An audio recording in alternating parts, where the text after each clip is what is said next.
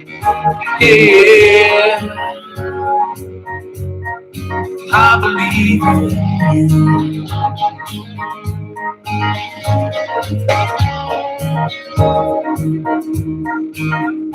don't believe in lucky sevens. I'm not sure about Loch Ness, but I know I believe in angels. I believe in happiness. That is so right, Justin. I believe in happiness. And happiness is being in the moment and being present. And that has been a wonderful journey of mine to learn as we age. Each and every day we learn something new. And I'm excited to learn something new because I'm going to bring him straight away to the program. I have J.C. Schweingruber of Vista Front Partners. Welcome to the news. And there we go. Sorry. I had to double click. I had a panic moment. I'm like, oh no, make sure it's working. Hi, Jason. It's working. How are you today, Elizabeth? I'm doing great. So we have had a really interesting financial week, in my opinion. What did you see? Oh, a lot of turmoil and volatility in the market, which was fine with me. I know people get jittery because you don't like to see your balances go down, and neither do I. Because of my fee structure, of the way I charge clients. If their balances go up and I charge on a quarterly basis, then guess what? My fee, flat fee, that's a higher asset value, then I get a little bit better. And when things go down, I don't do as well, and as that's the way it should be. But I used it as an opportunity to kind of jump in and pick up some good positions and add to some already good positions for our clients. And so I was in there buying probably a couple days this week. I know we had a good rally on Wednesday and partly on Thursday. So I just sat back when the market was rallying and enjoyed it going up. So that was where I was this week. So a lot of earnings reports coming out. And again, it's all about what companies have good cash flow, have solid balance sheets, and actually, because of the inflation, having pricing power. That they're not going to lose business because if they have to raise prices a little bit. Mm-hmm. So you follow those types of companies and have a strategy and try to ignore the volatility and use that as an opportunity to take advantage of the market and buy cheap and sit back and prepare your portfolio for long term. Definitely. I've heard in the news cycles, I try to listen to everybody. So it's not just Bloomberg or CNBC, financial reporting or what have you. I try to listen across the board. And of course, I don't have such a fine-tuned ear as you do because it's not what I do on a daily basis. So I'm really just the consumer listening. And what I found very interesting, we definitely saw additional losses in things like Meta, a couple of different other companies that have been on the rise in the past several years. Yes. But I did, for one of the first times, hear almost across the board, buy low. And that's one of your statements that you've had time and time again on this show, is that it's almost exciting to see some of the bigger stocks go down for a moment, knowing that it's cyclical, it's going to come back up, but you have an opportunity of buying cheap. Yeah, absolutely. I mean, some of those companies that are out there, I'll give you a good example. And this is not something I'm willing to pick up just yet, but when we were in a pandemic, you saw a lot of those pandemic stocks. People were staying home. Peloton, for example, that ran so high up in price so quickly. Things like Netflix went so high. People were staying home watching streaming services. Now, I still like the streaming services, but I think they got way overpriced. Things like Peloton got way overpriced, and now they've fallen back to earth. I would love to have owned them all the way up, but I didn't. So now I look at these companies like, okay, are they some of them like Peloton, maybe a buyout target? Because it looked like maybe Nike was one of them. Amazon was maybe another because they have so much cloud-based technology that they could possibly use that. So, I look at those types of opportunities and think now that they've crashed down to earth, I can buy possibly a really good company and at a fair value or a little cheaper than fair value. So yeah, buying cheap. Just the only thing I do caution about when you watch CNBC or Fox Business or Bloomberg, they have an analyst on there that's so bullish on one stock and somebody right on the other side that's so bearish that they tell you why to buy it, why not to buy it. And the average investor is like, oh my God, are you kidding me? Right. What do I do? Right. Exactly. It gets really confusing.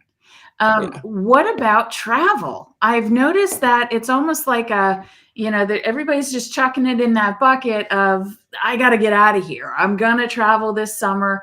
And the one thing I found interesting, because there's some major news coming out of Canada this past week, especially, but Air Canada is one of the forecasts that I've heard to put some money into, because there's a lot of Canadian travel. Have you heard that? Yeah, and not just some of the air travel. Delta has done very well, and actually they're the only one of the major airlines I think that's actually going to cut a profit for the second half of the year, which is amazing. You're right. We've been kind of pseudo locked down and not fully opened up. People have, I think, we as a society have reached our breaking points. Like, you know what, we're going back to normal, whether anybody else wants it to happen or not. Those powers that be, and you're seeing a lot of that start to happen. These reopening stocks, Airbnb, Uber is another one that's kind of on my radar right now. That and Lyft. And I'm waiting on a good entry point, not at some point. So this is not necessarily advice, just to let me preempt that to anybody listening. Do your homework and make sure that company or that type of investment fits your portfolio, or call somebody like me and we'll talk about it. And but those are some things. The cruise lines is another. I mean, they can't get enough people pre-booking. Like, they're already booked up. A lot of them are for like the year, and I mean, you're lucky to find something. So it's amazing. I really thought that the cruise lines might tank again, because I know that they had an issue in January. January is a huge let's go on a cruise month. There's no hurricanes in sight. It's great weather in the Bahamas or wherever you might want to go on a cruise, especially out of, from the United States. We go into the Caribbean where it's gorgeous in January. But a few of the cruise lines, they did have an issue with the Omicron variant. Right. And I thought, oh man, here we go again. But no, that does not seem to be the case. I think Omicron has kind of, I'm no doctor, but it seems like from what I've read and just the pundits on TV that it's weaker than expected. And I read somewhere on one of the major news sites that people had already had people had contracted COVID. Like 73% of the population, or somewhere thereabouts, was already sort of immune to it now at this point. I mean, they've already had either vaccines or have had COVID and have the antibodies already kind of built into them. That the vast amount of the population is already sort of good against it, so to speak. So, but yeah, the traveling aspect. I see a comment there coming up. The traveling aspect, I think, is going to open up, if not, fully. I think hopefully by the second half of the year. I think so too. I really, so Jane watches the show quite often, and I'm very thankful to see her beautiful face on here. She had posted earlier this morning, she's in New Mexico, and she was saying that the mask mandates have lifted in New Mexico. And, I'm somewhat of a proponent of lifting it. So I'm like, come on, Georgia, come on, we can do it. And there are so many different states. I believe you said in Virginia, they have lifted the mask mandates in schools in Virginia. Is that right? Right. Yeah. The governor, I guess, had put an amendment into a bill that made it immediate instead of waiting until January or July 1st, which would essentially be next fall. And so it's optional for kids and teachers now. And, having a sister who's a school teacher, she said the kids were just wildly excited that they didn't have to do this.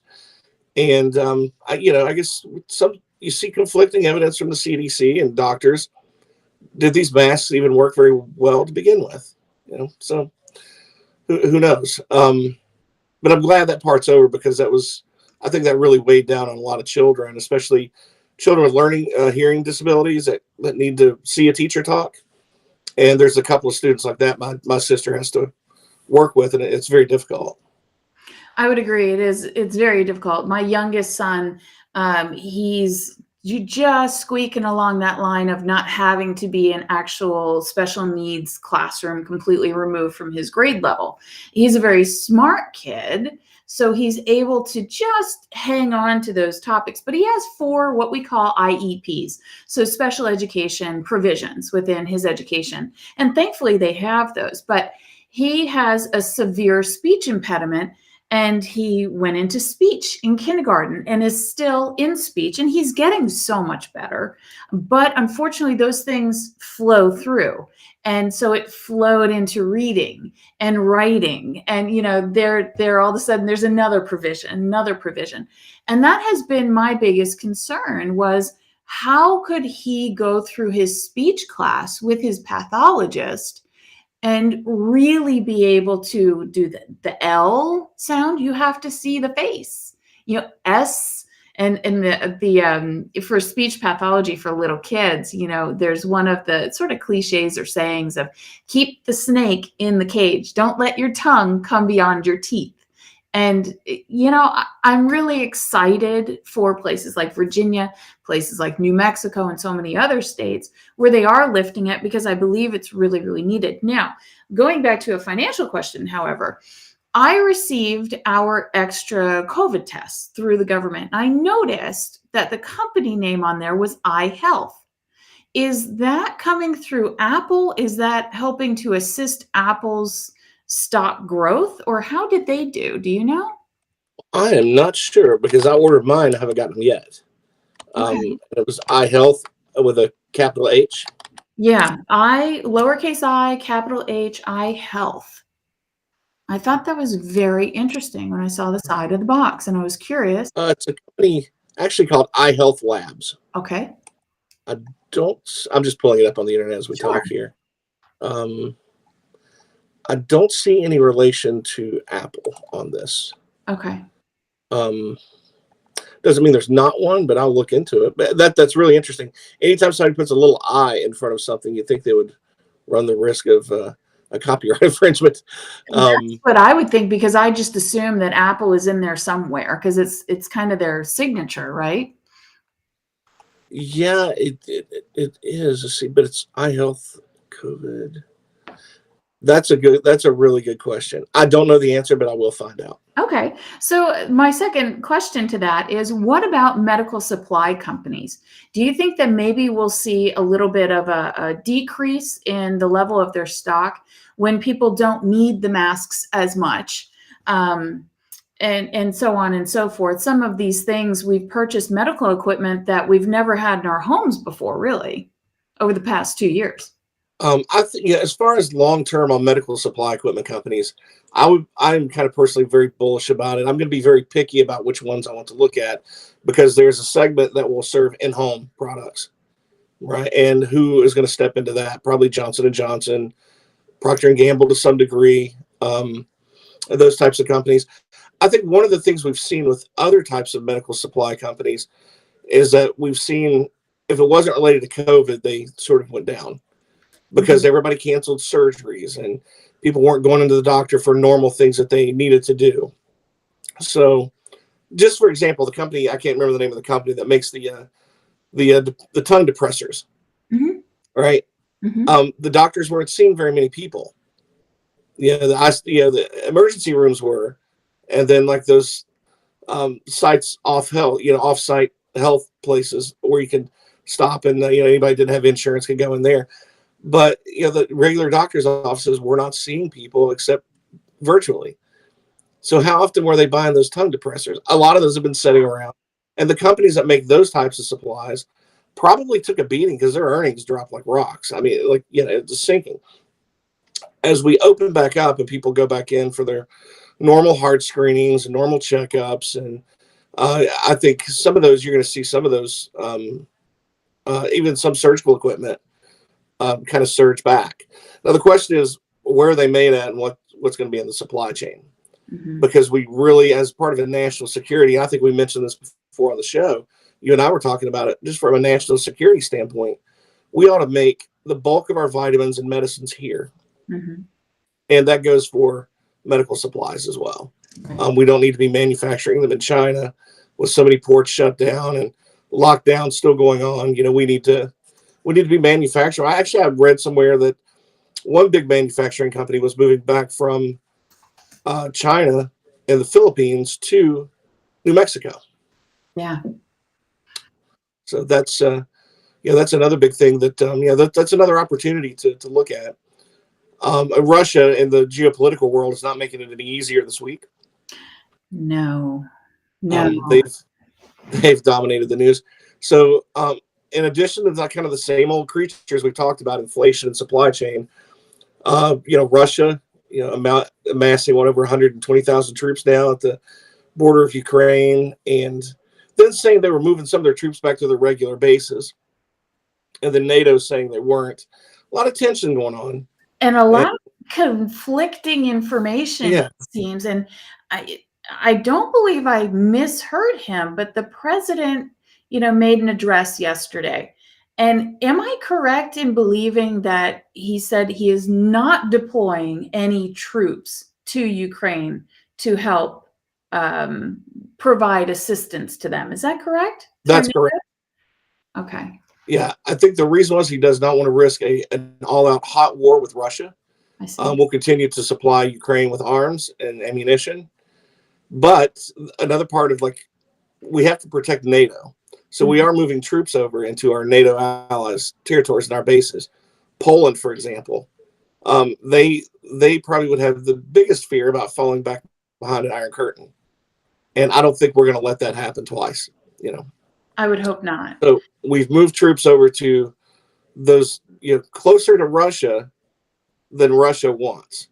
So I'm just going to say this, when it comes to this whole debacle and how this is impacting the markets. Yeah. They say that attack is imminent, and Russia says it's not. Ukraine is well, maybe not. But you got to ask yourself what Russia wants out of this. How much bloodshed do they want to take a certain portion of Ukraine back? Because they know it's going to be guerrilla warfare. The citizens of Ukraine do not want to be Russia again. But Russia already has its Russian-backed separatists in the country. Mm-hmm. And that creates a lot of havoc for the Ukrainians. So it's kind of like infighting anyway. And Russia is fighting sort of a proxy war without putting Russian troops in. So what does Vladimir Putin and Russia want? They make the bulk of their money when oil is close to $100. So why would they risk an all-out war and taking a lot of losses when they're getting what they want right now? Because where is oil at right now? Right. So what would they attack? I don't know. I mean, who knows? But as far as economically, they're getting what they want right now. If they just stick to a cyber war or whatever, you may not see those crippling sanctions that Biden keeps talking about, whether they would put them on or not. Mm-hmm. So, that's one reason why we talked before about a black swan events that come out that roil the markets, mm-hmm. and to use those as opportunities to buy on dips. This is one of those events. If they attack and run the price of oil up to 120, how much? What's the opportunity cost for Russia? You have to measure that. Are they willing to lose so much blood and treasure for 120 oil, or keep people nervous and just have it at 100? You know what I mean? Yeah. They have that pipeline that hasn't come on yet. A lot of people think it has, between the Nord Stream 2 that goes from Russia to Germany. Mm-hmm. It's not actually in use yet. A lot of people think there's oil flowing. It's not flowing yet, natural gas, But, we have plenty of natural gas here that if we wanted to open back up, we could drive the prices of oil and natural gas globally back down. If we start, drilling in Anwar again and opening up our Keystone Pipeline and mm-hmm. some of the offshore drilling that the Biden administration stopped immediately when they got in office, well, how much is that going to help Vladimir Putin and Russia? So we can kind of counteract that just by being more energy independent ourselves. So. Right, exactly. And that's our largest resource that we're sitting on globally. Oil, just the potential of oil underneath our own land. I mean, we hold the market, really. We have so much. Yeah, I mean, we are who knew back in the 70s when the cartel, the OPEC was calling all the shots. So we were the Saudi Arabia of the world and didn't know it. Right, exactly. It's just mind blowing. So the turmoil globally, I also heard, and I believe it was only one news source, and I can't remember which one, but it struck me. And a lot of times, I'm doing something and I always have things going on. So I'm kind of ADD, right? I'm doing one thing and I'm listening and I'm totally focused on both of these things, complete insanity, but that's just how my brain works.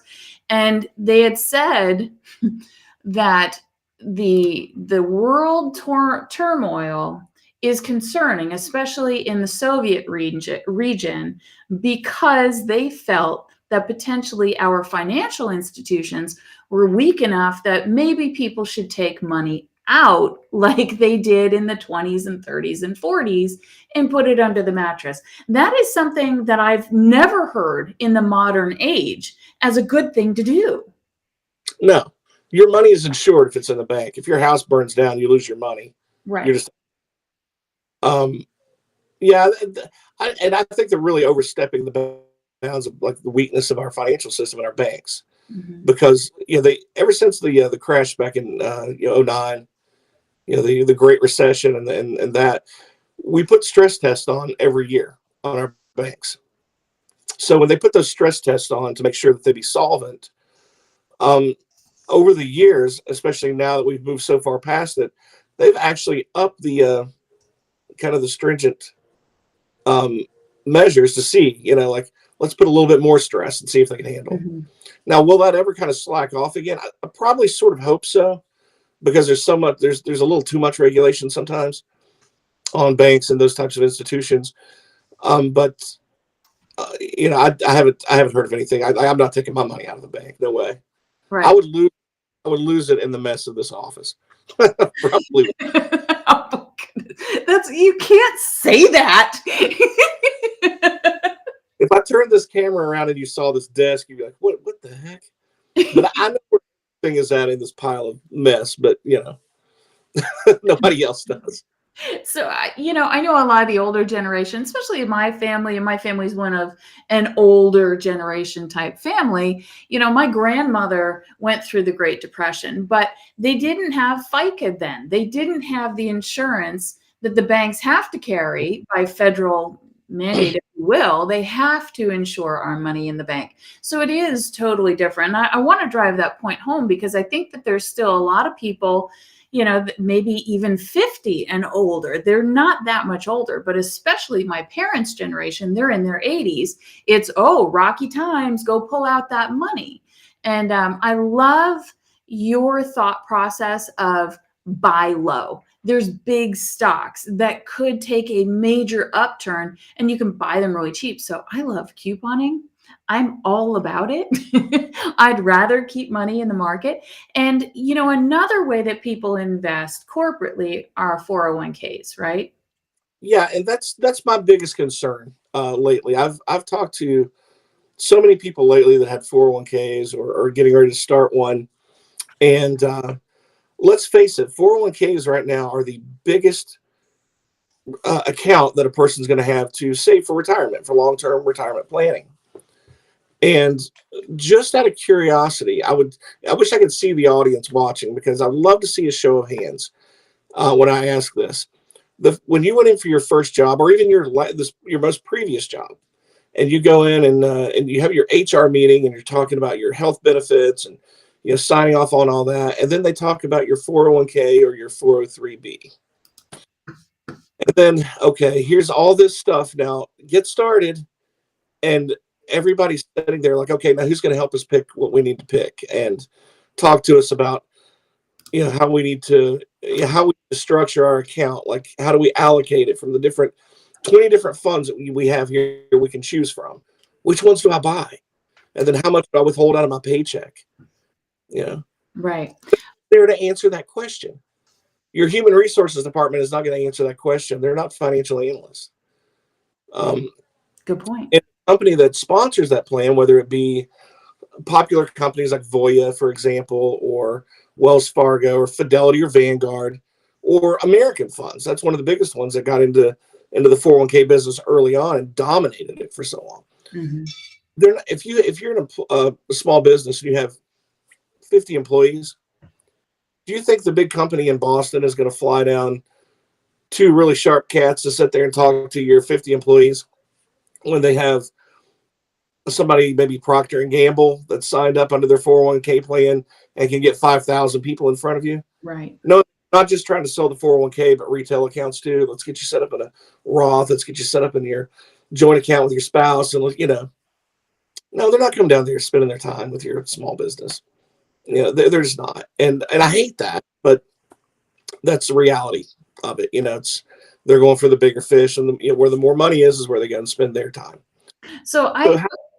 I'm sorry. Go ahead. I have a question. You had mentioned a 403B. I don't even know what that is. What is that? 403B is the equivalent of a 401k. The only exception is it goes to nonprofit organizations and like public employees. So where you with the small business would have a 401k, a school teacher would have a 403B. Okay. Kind of the equivalent. And why they're called different names, 401k versus 403B, is really just the IRS code number. Interesting. Yeah, a lot of people want to kind of help people with their 401k and their 403Bs. Give me just a second here. I'm going to go over a little bit of the history of this. Okay. So investors kind of understand why they're dealing with something that's so difficult that never used to be. Mm-hmm. Okay. So the original proponents of this, the 401k plan, there was a guy who started this called Ted Benna, the father of the 401k. And my goodness, I remember learning this long, long time ago. So as I try to recall the history, just kind of, bear with me. And I hope I'm accurate on all this stuff. So the 401k became like the dominant retirement savings plan for most Americans back in the early 80s. And the reason is everybody used to have a pension plan. And that pension plan at your company, you might have been working for General Electric. I have one of my uncles worked for his whole life for GE, loved working there. And then when he retired there, he had a pension. So what that was is like a big pool of assets that the employer would put money into on behalf of their employees. And they would have a professional money manager managing those assets so that when you retired, at whatever age you retired, you knew exactly what your annual income was in your pension after. They calculated all that for you. So you knew, do I need to work an extra year to be able to get by? An extra 2 years? Can I retire early? Do I need to do more overtime? All that. So they had those people there that were willing to help them to reach that goal. So when they retired, they knew what their income was going to be. And that is very key when you go into retirement. In fact, that's the way it used to be with everything. So when you look back at that and think, well, that's pretty easy. Why do we not have those? Those are actually called defined benefit pensions, is what they're called in like lingo. Okay. So they set payouts for life. 401k accounts do not do that. So why did we shift from pension plans to 401ks? Right. Well, there was some tax law changes. And this guy, Benna, came along and he's like, wow, let's take a look here. 1970, I think it was 1978, Congress passed what was called the Revenue Act. And in that was a provision called Section 401k. And that section gave employees a tax-free way to defer their compensation from bonuses and stock options.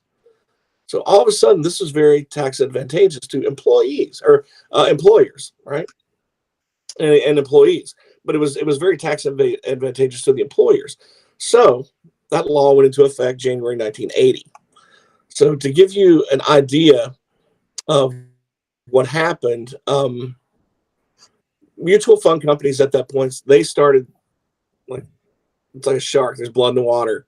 We're going to this because all of a sudden, these companies that had lifelong pensions, instead of having the hassle of having to try to guess how much they had to put in each year on behalf of the employees, and their employees could save too, but instead of trying to guess how much they had to put in to meet those obligations down the road, they just switched to 401k plans and then told the employees, like, hey, you have the benefit now of investing in the stock market.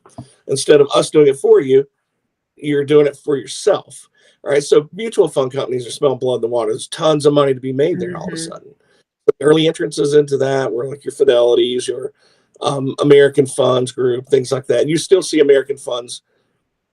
I see people rolling over their 401ks, and they still have American Funds in there. And some of these, I'm not like trying to say anything bad about that company. They were rock solid with like 5-star rated funds for a long time. But nowadays, when I see them rolled over, I'll look at their Morningstar rating. They're like 2. Like, why have you been in a piss poor rated fund for? But people don't know that. That's just the problem. They don't know when they're going in. So anyway, all these plans started popping up. All right. So by 1983, nearly half of all large firms in the country decided we're offering 401ks. We're getting away from pensions. Okay. So you had 2 bull markets that ran back to back in the 80s and 90s. Great times to throw money in the market, right? Mm-hmm. So people are looking at their balances and they're thinking, wait, this is going up and I'm loving this. These 401k things are great. Until you have like Black Friday. Boom. Right? Remember, the stock market dropped this 20% in one day in 1988. Mm-hmm. Or was that 80? Anyway. And then when you get in the 90s, you could throw a dart at a board and just hit a stock and buy it and make money. .com anything was going to go up. Yeah. It didn't matter whether it made money or even had a product for sale at that point. I mean, it was ridiculous. So people got really way over their skis. And people were going in buying these aggressive funds in their retirement plans. Now, can you imagine waking up knowing that your target date to retire is 2000? And in 1999, the tech bubble burst, and literally half of your retirement savings, because you were really aggressive, wiped out. That is a risk people fear with 401ks. With an old pension plan, the old defined plans, you didn't have to worry about that. It was on the company because they had to pay you a certain, you knew what you were going to get in retirement. Right. Now it's on you. And when you're in that HR meeting talking about your 401k, I wonder how many people raise their hands like, I have a question, and there's nothing but crickets. No one's there to answer that. Mm-hmm. So that if you have a 401k or a 403b, that leaves you sitting there in a room looking at these mutual funds, and they may sound great. One may say a growth fund, one may say a balanced fund. But what the heck does that even mean? Like, how much growth? How aggressive is that growth fund? Or is it maybe not aggressive enough? Because these funds are made specifically for 401k and 403b participants. Mm-hmm. They're called institutional funds. And I hate to say this, but you can have 20 funds to choose from, Elizabeth. And I've seen people with plans that had 20 funds, and I swear to God, I wouldn't put money in 15 of them. So that really leaves you only 5 choices of funds that have performed on average or outperformed. But are those funds even going to be what you need? What if you need growth and all those growth funds underperform and are too expensive when it comes to fees? And all these are income funds. And it's like, that's not helpful. Well, let me ask you a question on that point. So Jane has a really strong point, and I agree with Jane, because this also happened to me, and it was around the .com bust. I worked for a cable channel that reported the weather, and I didn't have a choice. Like, you just signed up, and here, sign this piece of paper. And Jane is saying, I don't even remember getting a choice. We just picked a beneficiary and sign. So Yep. What do you do in that situation when you actually want to get more involved? Well, seeing how I worked at one of those big major firms, not on a 401k side, but on the retail side. But I know some people that worked over in that division. And a lot of times what happens when you don't get a choice, you get a statement, you can log in and view your account. Well, that's when you can go in and make choices online. They don't even give you a choice that day. You're just signing up and telling them how much you want of your paycheck to be withheld, whether it's 1%, 2%, 3%, whatever you want. And a lot of times, if you never know what to look at, I've seen people who just let that money automatically goes into a cash money market. So the market may be roaring and you should be putting it in the market and making money and growing, but you're sitting there in cash and you don't know it. No. Happens more times than people know. And I've seen people sit there and do that for 5-10 years and not even know it's going into cash. They thought it was going in the stock market, and why is my balance not changing much? And so that's one thing you have to look out for. Now, if you take a look back in 1990, 401ks, they had, I'm trying to remember, it was between 375 and 400 million or billion in assets. Mm-hmm. Right. And it had close to like 20 million overall active participants in 401k plans. That was in 1990. Just 6 years later, the market was just roaring. This was like after the first Gulf War, and then the Bill Clinton years, and then it was over $1 trillion by then, and they'd almost doubled the number of active participants by 1990. Now, the crazy thing is, like, the last time I read, this was probably maybe the first or second year of the Trump administration, that assets in 401k plans were close. I'd say close to 5 trillion. Now, don't hold me on that. I know I'm within a certain range of being close, but I remember reading, it's like, that's close to 5 trillion. I can't remember. It was a little over, a little less. Mm. And of course, with the bull market you call it after that, even with today's volatility and some of the sell-offs, it would still be well above that, well above 5 trillion. And that's a lot of money. So, now that all in consideration, investors are not only asking, how much do I need to put in there to save for my retirement? I don't know how much my income. No one's talking to me about what percentage I should withhold. I'm looking at a bunch of mutual funds, and for the love of God, I have no idea what any of these mean, and no one's here to talk to me. Right. And in addition to that, when I'm sitting here thinking about how much I need to save, what is my target dollar amount that I need for when I want to retire, whether it's at 65 or 70 or 60 or whenever? How much do I need to save to reach those goals? And then help you set your allocation. So there's no one there to do that. So you actually have to play the role of investment advisor.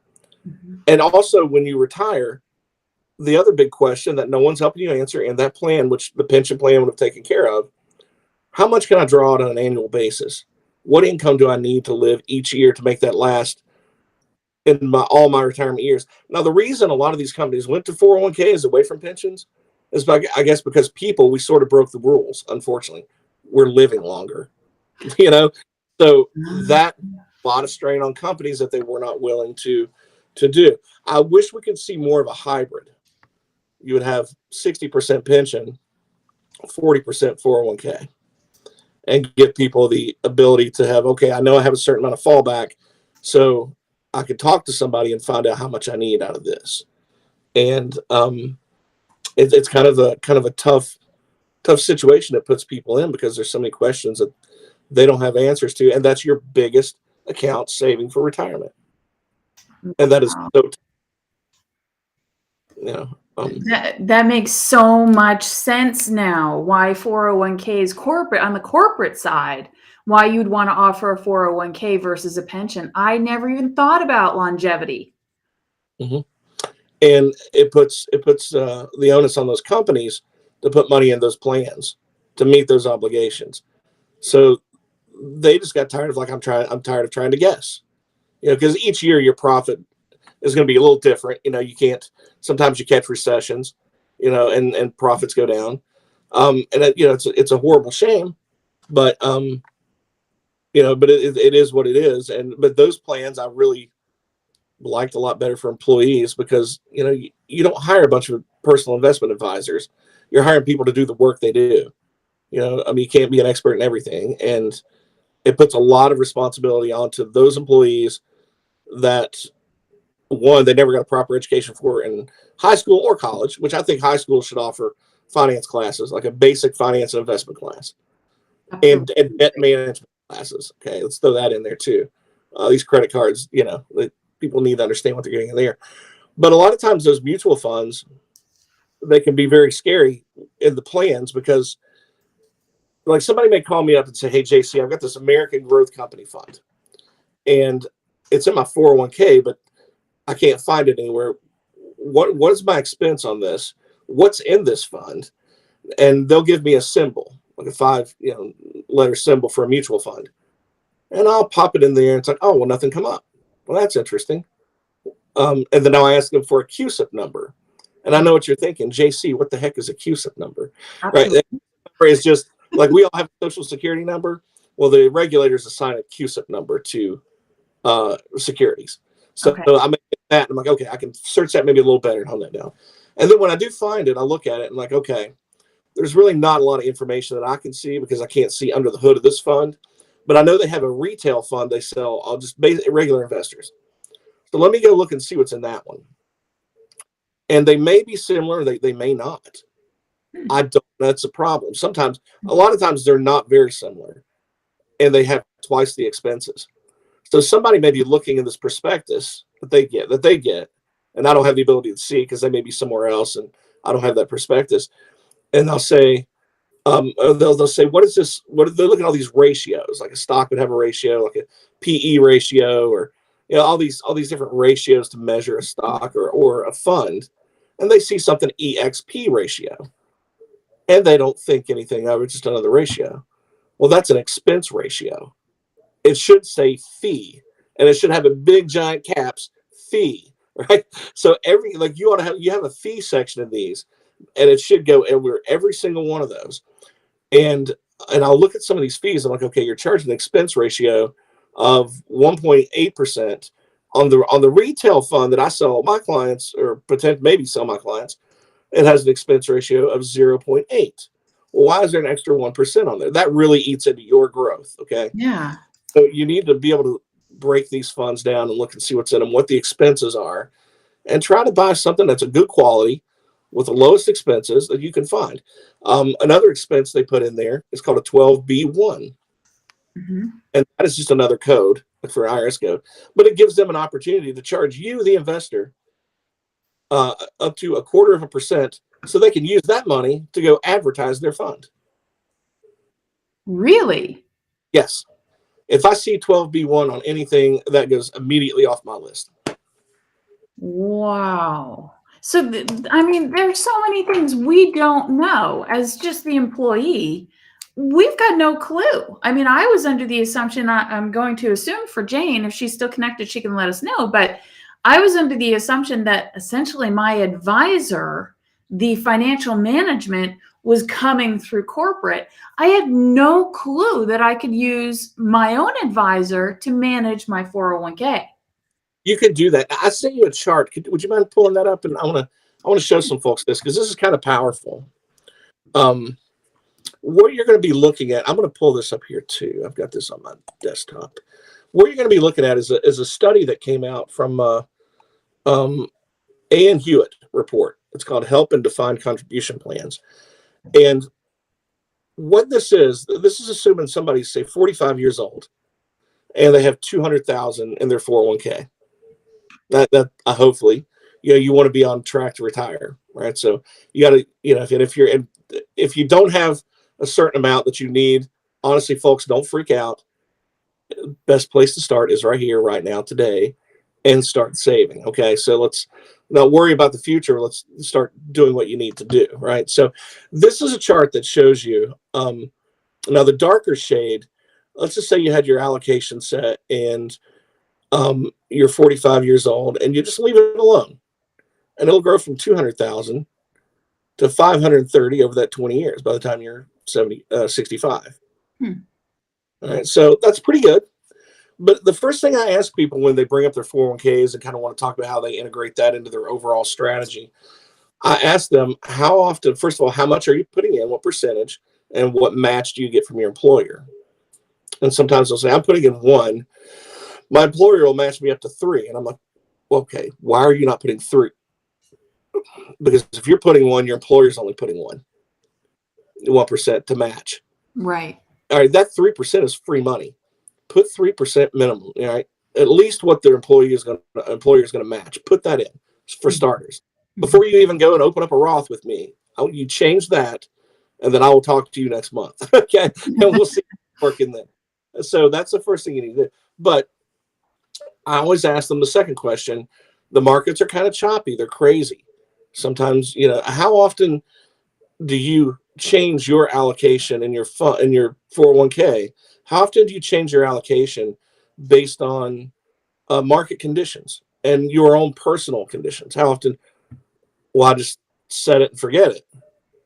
Well, that's better than nothing, I guess. But, if you set it and forget it, and, you're retiring next year and the market takes a crash this year or something, well, wait a minute. If you were for example, if you put a lot of money in growth funds and they're rocketing up, and that allocation, say you maybe had 50% growth and 50% more balanced and conservative, but that growth grows more than your conservative.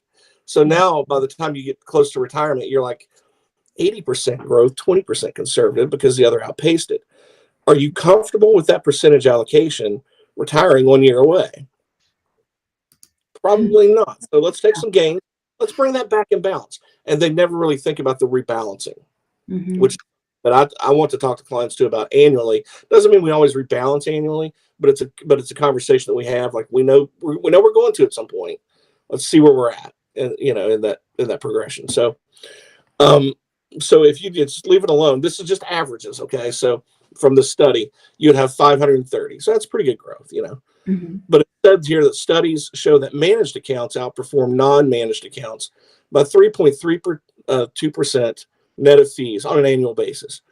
Now that doesn't sound like much, but when you compound over time, it does matter. So when this says managed accounts, it's whether you have an advisor manage for you or you're savvy enough to go and do this yourself. Okay. And some people are, and it's your money. And I want people to learn as much as they can. By the time they retire, I mean, I'd love to keep their business, but I hope to God they don't need me. But if they just want me to still do it to make their life easier, awesome. So that could translate that little amount for a 45-year-old participant on an annualized basis could translate to 79% more wealth at age 65. So you see the difference of without actively managing it at 530 versus 932,000. Well, that's a lot of money. A lot of money. That's over 400,000. Okay, so that makes a big difference. Wow. So a lot, so that's why it's important when you have a 401k or a 403b. Yeah, I'm going to go in there once a year and I'm going to try to rebalance, or if the market's getting like it's been way up a lot 2 or 3 years, hey, I'm going to take some gains. I'm going to, things are getting choppy. I'm going to be patient and manage according to the market. Right. Like, this is about you taking advantage of the market, not the market taking advantage of you. Now, if you just want to forget it, a lot of people do. They just set it and forget it.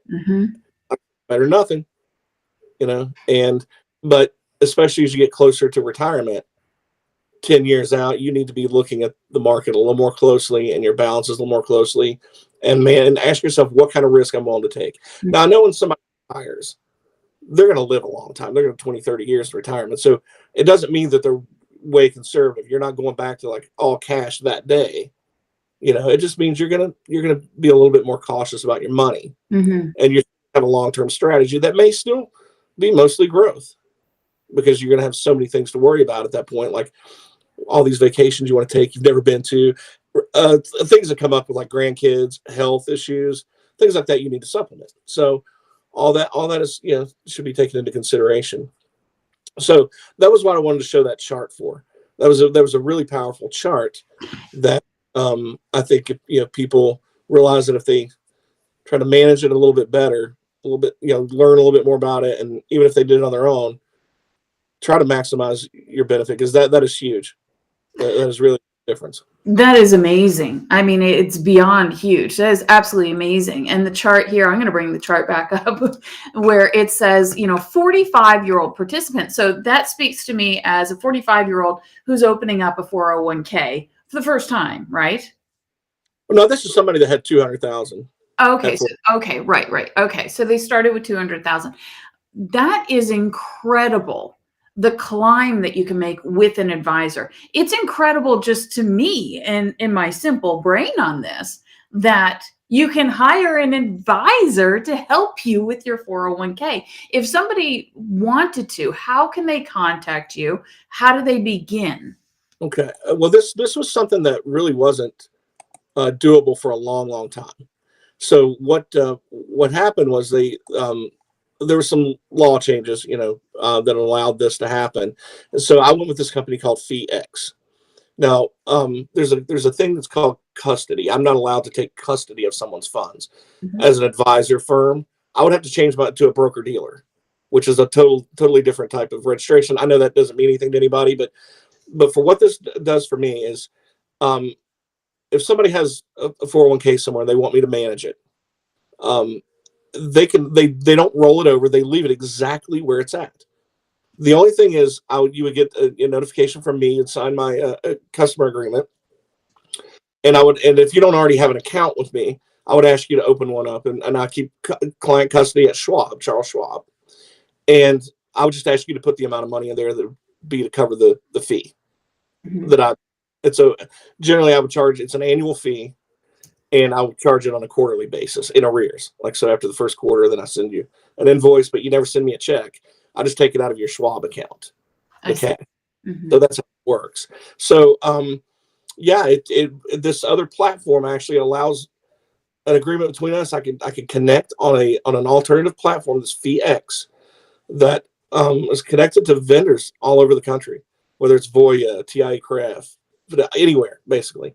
The Wells Fargo, the biggest and the bigs, all right, and even the smaller companies, they have agreements with all of them that I could go in and I go on this platform that they have. Like, it's not your 401k page, so I never have access to logging in and changing your what you like keep out of your paycheck and that stuff. I can go in and actually look at the funds. I can click on each fund. At that point, I get to see what's under the hood. I get to see what the expenses are. I get to see what the holdings are. What are their top 10 holdings? How are they allocated across market sectors? I get to see all that stuff. And then the conversation I would have with you or anyone that wanted to talk would be, okay, now what kind of portfolio are we comfortable with? Let's talk about your long-term goals, and then I will change the allocation from maybe from what you already have to, what I think it should be, and then we're going to do that on an annual basis. Because if you don't call me, I'm going to call you, and I want to say, what's changed this year? Are you married? Does your wife or husband have a 401k? Are you saving together? How do we need to? Is one person too conservative, another person too aggressive? Let's take that into consideration. Even if the other person doesn't want me managing theirs, that's fine. But to have the big picture and to be able to steer someone from start to finish and get them down that road is what's important. And so we can do that now.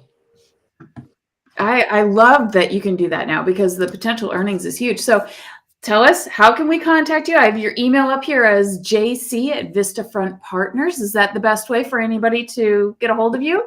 Absolutely. JC@VistafrontPartners.com, or just go to VistafrontPartners.com.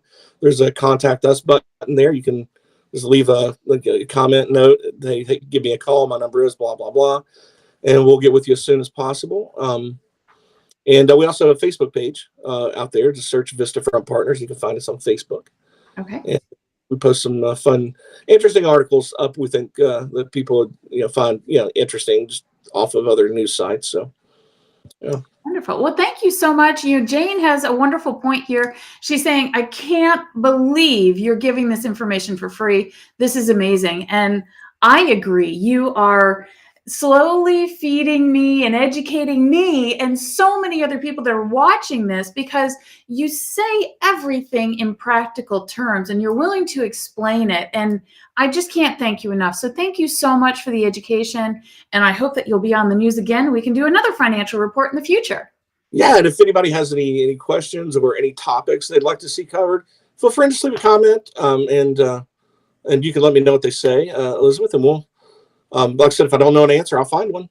That is huge. Yeah, I'm going to go ahead and advertise that. Definitely. I'll mention it a few times throughout the weekend. And I think that would be great if somebody could tell us what topic they're curious about. I know you had me on here talking about this right after the Flock of Seagulls guy last night. I'm not topping that. That was so much fun. So everybody go get some 80s fix in your music this weekend, because I think I'm going to do that with YouTube myself and enjoy what's left of it. Well, I hope that you do. Have a great weekend. Thank you so much for all your time, and we'll see you again soon. Thanks. Appreciate it. Of course. You're welcome.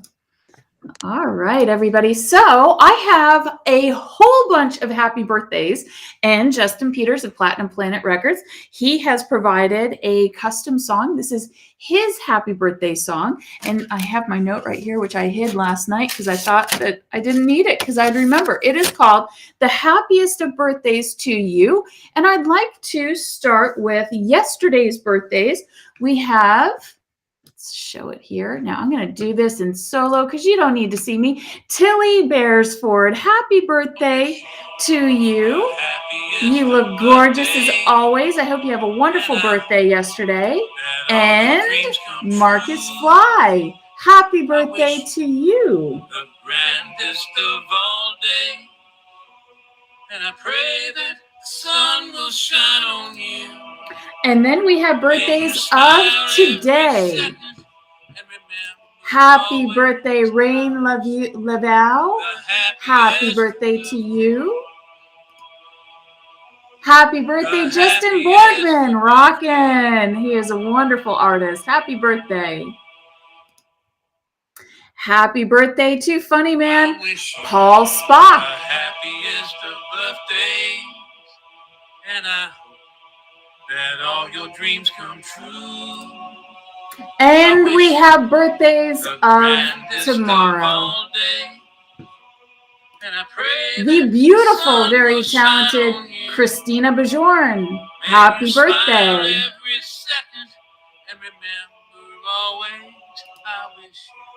Happy birthday, Jack Donahue. And happy birthday, Richard Eldine. Happy birthday. I hope you have a wonderful, wonderful birthday weekend. It is a gorgeous weekend here in the Southeast. I hope that you're enjoying it, maybe outside or inside with loved ones and friends. Now, I do have a story, and this is a great story. I don't believe I pulled the picture into the broadcast, but you can certainly go ahead and search it. There were a couple of news, large media entities that covered it on Valentine's Day, and I just want to give a shout out to North Carolina woman. And she is Ashley Manning. I want to give a shout out to Ashley Manning and congratulations on your efforts. What she does is she has a florist shop and she creates flower arrangements for widows and she hands those out. She was expecting, let's see, so she ended up delivering 121 arrangements. However, she was only expecting to meet her goal of 25. She wound up having 150 volunteers. Manning plans to deliver 400 arrangements on Valentine's Day to widows. I think that's such a wonderful story of good news, of relevant good news. And I'm a mommy. I know there are so many other mommies out there, and I want to share my screen to a very well-known website for baby products of 2022. So perhaps you have a grandchild on the way, or you are currently pregnant. I want to show off Babylist. I have used Babylist in the past. It is a wonderful registry website, and they have a couple of cool new products, but possibly touching on the past. Look at this. Oh my goodness. Okay, I've got to come back into the stream. I just have to. How many of us remember having the baby, you know, not monitor, but the musical device that my mind is just going blank. And if the music stops, the baby wakes up. Oh, that was devastating. And then we had the little remotes. So we'd have to like kind of open the door, put our hand through and press the remote and hope they didn't hear the remote pressing, but it turned the music back on. Now look at this. You have the sound machine that you can work from your phone. Genius, absolutely genius. And this shows a little bit of how much I am a dinosaur. My youngest is 10 years old. So anything 10 years old and newer, I really don't know too much, although I do have a grandson. So I've seen a few things. Perfect for hitting the road. Guava Family Lotus Travel Crib and Play Yard. Okay, so it's, you know, it's like a pack and play. Those are great to have. Sick Day Savior. Ooh, what is that? Nose Frida, the snot sucker. We did not have a snot sucker. No, we did not. I did. Is it really needed? I don't know about that one. You know what I do know? I'm going to go back to the snot sucker. Okay, here's, you know, what we used to do and what still kind of works. We'd take a warm washcloth and just wipe downward on the baby's nose. Just wipe downward, and that moist, warm moisture on the nasal cavities, the snot comes out. So I don't know. I'm not saying anything against the product. I know that there's a lot of snot sucker lovers out there. Baby Bouncer, must have. So this Fisher Price, I had a Fisher Price. It wasn't quite as clean and crisp as this one is. Mine, I think, was like monkeys or jungle theme or something like that. Super Shusher. Oh, it's a soother. How interesting. This ingenious baby product is often dubbed as something you never knew you needed but couldn't live without. Makes rhythmic shushing sounds to soothe your baby. I wonder if it's like a handheld toy. So that's an interesting one. Never heard of it. Sleep sacks. You got to have a sleep sack, or have the swaddler where it takes their hands and they really can't move because they feel like they're in the womb again and they sleep so well. Dr. Brown's, ride or die, baby. I am ride or die with Dr. Brown's. Gotta have them. They were so great. If you've never used a Dr. Brown bottle, it has a straw that goes through it, and it has sort of like a filtering system beneath the nipple of the bottle. So it takes out all the air from may it be breast milk or formula, whichever you're feeding your baby, or even as they get older, water or juice. And they don't get any of that extra gas bubbles in their tummy, because as we all know, if you go through surgery or if you have a baby or whatever, the nurses will tell you don't suck through a straw, because that sucking type of drinking, it actually, you do ingest more air than if you just drink regularly from the lip of glass. So yes, one of these strollers where you can pop the little handheld car seat into. So great. So great. And another sort of like pack and play, and this one actually is a Graco pack and play. Car seats. This is a good one. We had this one for my grandson. Great car seat. So many great items that you can find. Here's another swaddler, Honest diapers, so many different great things. So go check out the website of Baby List. You can create your registry today. And this concludes the news, guys. So I hope to see you possibly next weekend. I am going into surgery finally on Tuesday, which is the 23rd? I don't know. It's going, February is like whoosh, and it's gone. It's just going so fast. So hopefully I'll see you this weekend. If not, I will definitely see you the weekend following. And everybody have a wonderful day. Stay tuned. Actually, in just a few minutes, we are going to have the next guest up, and it is Yvonne Caputo, and she is an author of Flying with Dad. She's working on her next book called Dying with Dad. Really interesting book. It is the Best Book Award finalist right here. And she's up next, so stay tuned. I'll see you. That show is going to be on at 2:30 p.m. Eastern. As